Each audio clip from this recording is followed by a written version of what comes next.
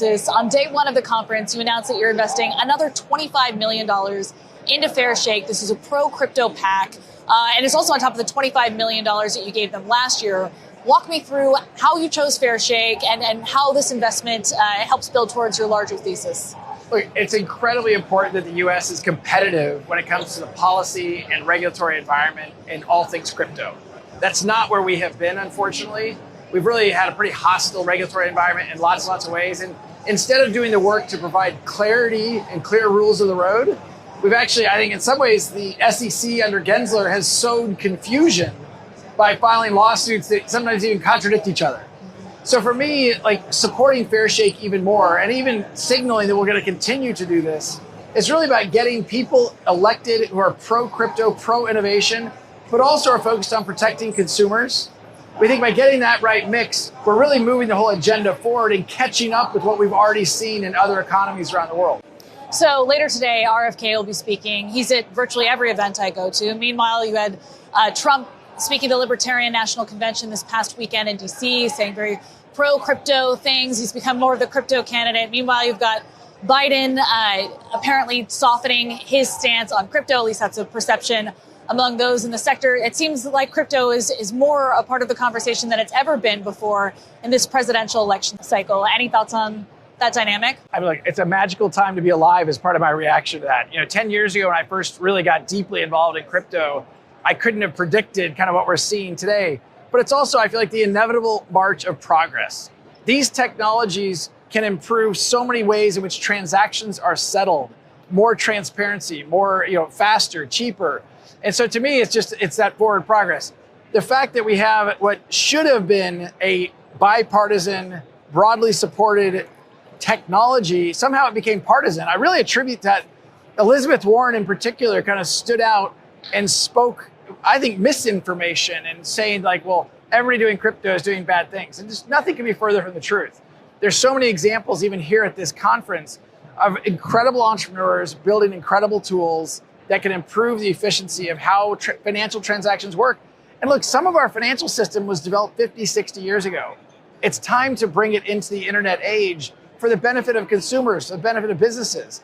And to fight that progression, that inevitable march of progression, to fight that, I think, is just silly. So I do think seeing it become a presidential topic, isn't that surprising to me?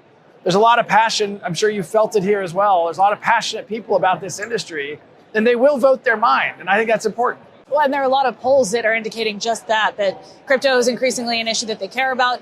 Voters in swing states are expressing more of an interest in the digital asset sector than before. We're also seeing a lot of pro-crypto legislation wind its way through Congress. So SAB 121 a couple of weeks ago, FIT 21 passing the House last week, seeing more Democratic support for these laws. Stablecoin legislation, people are more bullish on that than they have been in past years. But do we see these things get to the finish line, signed into law by the end of the year? How optimistic are you? If you were to ask me whether they get signed into law before the end of the year, I'm probably a little bit skeptical that it happens before the election. As we all have seen, the wheels of legislative progress move slowly and carefully. So I'm thrilled by the progress that we made in the last even 3 weeks. And I think it may have been the most important 2 or 3 weeks in the U.S. crypto evolution ever.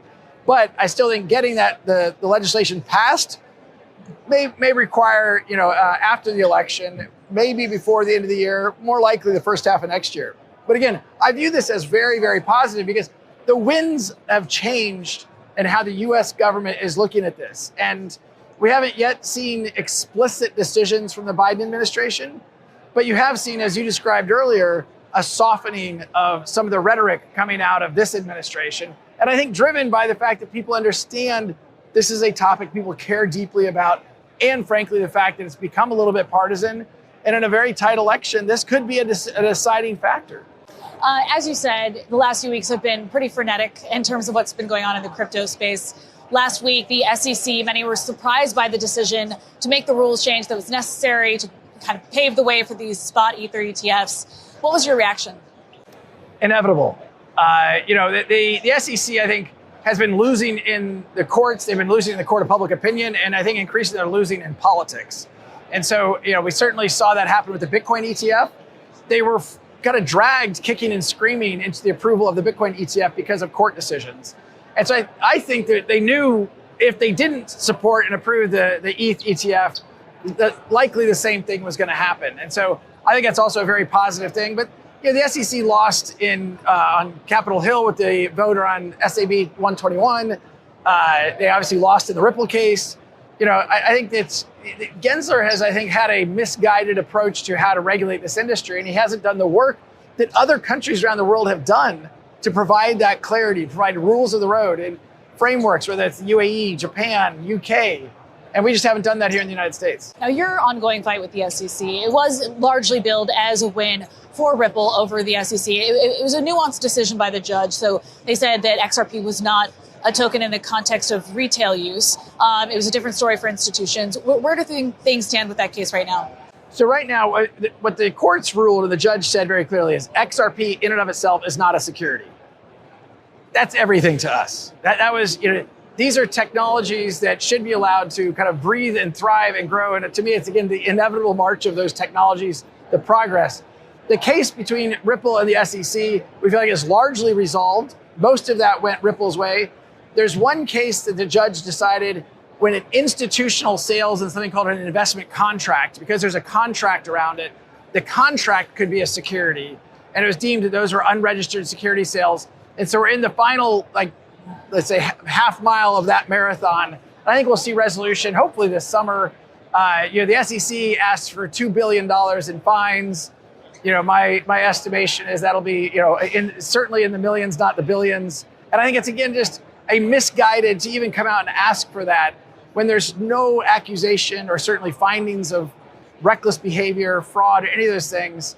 The other settlements that they've done have been represented like maybe 1 or 2% of what's been involved. And so it's just kind of posturing, in my opinion. So you're getting into the business of stablecoins. It's pretty crowded, $200 billion, the collective market cap, Tether, USDC, other players. Why now? Well, look, I think if you look at where the market is going, well, you're right. It's somewhere between $150 and $200 billion today. I think forecasts are that it's going to be somewhere around $2 trillion to $3 trillion. So that's growth of 10 to 20x where it is today. So that in of itself is those are fun markets to be in, that they're growing quickly. The second is I think there's likely to be some shifts in market share. Today, Tether is by far the dominant. The US government, for better or for worse, we can debate, but the US government has kind of expressed concerns about Tether and how it operates outside of the United States, representing a US dollar. And I think the US government has taken the position, well, if you're representing a US dollar, you need to be regulated by the United States. That isn't the case today. And I think there may be some shifts in how that market share. But look, overall, I think Tether will continue to grow. I think USDC will continue to grow. But I think there's a lot of room as that market grows for a Ripple-backed stablecoin. And what does this mean for XRP? Do the two work in tandem, or does the stablecoin supplant XRP's utility? Look, we are 100% behind the growth and development of the XRP ledger and the health of that market and that ecosystem. We think having a stablecoin built on the XRP ledger actually adds liquidity to the XRP ledger. We already have been using stablecoins in our payment flows. So this is just kind of a natural extension. We'll continue to absolutely prioritize XRP, but there's times and places where our customers want to see US dollar to US dollar using a Ripple stablecoin. We think makes sense in those flows. And when you say your customers, are you thinking about retail? Are you thinking about banks? Are you thinking about, for a time you owned 30% of MoneyGram and you were very focused on international remittances. So who is the customer that you're looking at when you say that? All of Ripple's customers are B2B. We focus on selling blockchain infrastructure into financial institutions. Some that's on custody, that's on payments. We'll continue to really focus on being the leading enterprise-focused blockchain company in the industry. Do you want to go public? That's a good question. My pause is, look, today, sitting here, Gary Gensler is the chair of the United States SEC. I'm not really popular inside the offices of the SEC, as you might imagine. Well, the NYSE president was in that chair yesterday, and she said that she welcomed applicants from the crypto ecosystem, IPO markets heating back up. Lynn Martin, I think, is a progressive example of where we should be. That's not where Gary Gensler is. And so the SEC has to approve an S1. Going public in the United States for Ripple right now, I don't think makes any sense. I think Coinbase, as a public company in the United States, probably regrets that decision. We've looked at, would we consider going public outside the United States? That, of course, is in the possibilities. Right now, it's just not on our immediate term agenda. Last year at this time, I was talking to Coinbase about their Wells notice and legal fight with the SEC. It was a much different atmosphere with respect to crypto firms winding their way through bankruptcy court, a lot of criminal trials going on. It just feels like a lot has changed since then. And part of that's the spot Bitcoin ETF. But how optimistic are you? And how much do you feel that the industry has shifted? Like, is there more positivity? Are people more optimistic? Do they feel like the bad times of 2022 are firmly behind them?